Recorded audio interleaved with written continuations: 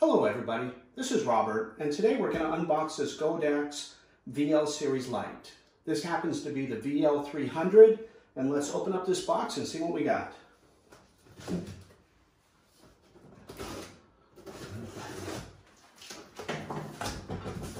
First thing you'll notice that I really like is it comes with its own carrying case.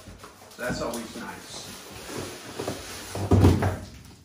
So there's the carrying case. The only disadvantage about this carrying case is it doesn't have room for a tripod. That would have been nice, but again, a lot of times you're on set, so you're going to have a couple different lights and many different tripods in a separate case. So as you open it up, it's got some nice straps here you need to tighten up if you don't want the lid to fall back.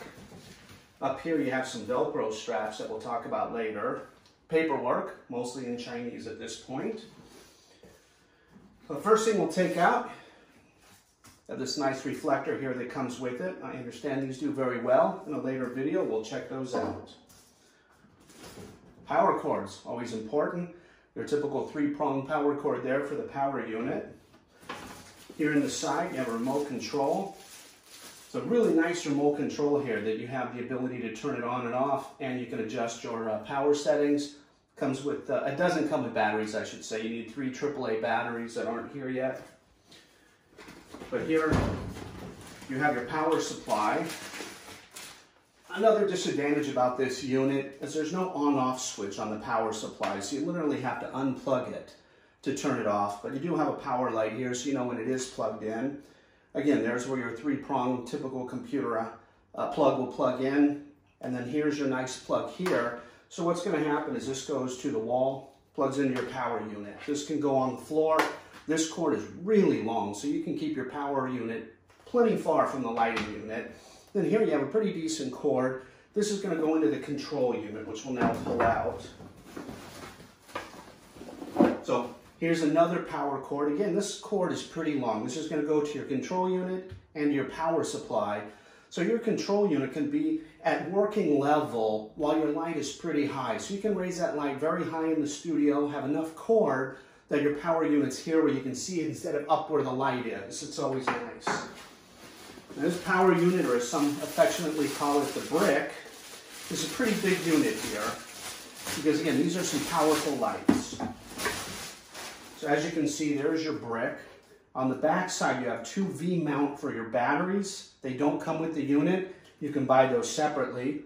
There's where the power cord is going to go in from your power supply. Up here you have the antennas for the remote control, and there's another power cord outlet that's going to go up to the light itself. The front's pretty simple, an on-off switch, channel switch, and your brightness from 100% all the way down to wherever you need it. And then finally, what you've all been waiting for, the actual light itself.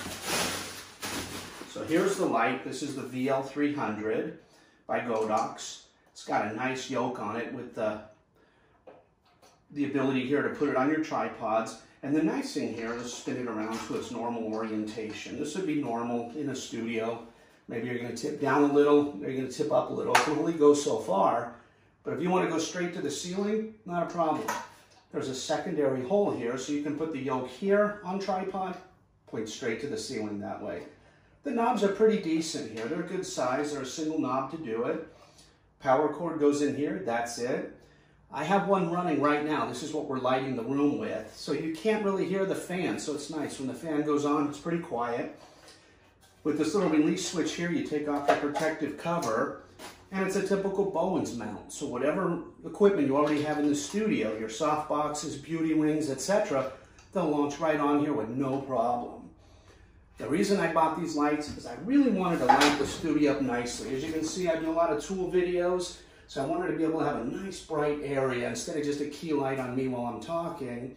So I opted for the 300. I figured if it's too bright, I can always tone it down. If I bought the 100 and it's not bright enough, you're kind of stuck.